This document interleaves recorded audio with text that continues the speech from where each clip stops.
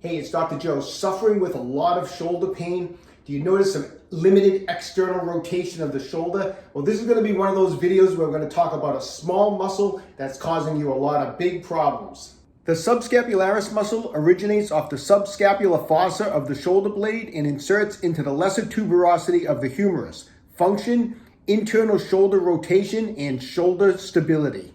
So if your subscapularis muscle begins to build up fascial adhesions, or what we call scar tissue, it's going to affect mobility, stability, and cause shoulder pain. So here's how we're going to release the subscapularis. So it's an internal rotator. I have my arm straight. I'm going to internally rotate the shoulder, okay? So the subscapularis is actually contracting at this point as I internally rotate. I'm going to use the fingers of this hand to get in there and trap the tissue of that subscapularis. So how am I going to do that? I'm going to run my fingers along the rib cage here, which is actually where your serratus anterior is.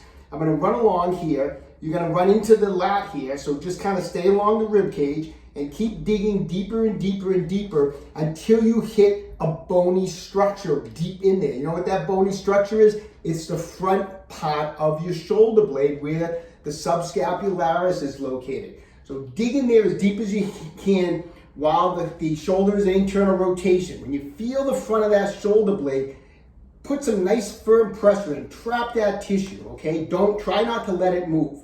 Now we're going to externally rotate the shoulder as far as you can. You should have your wrist going straight up to the ceiling.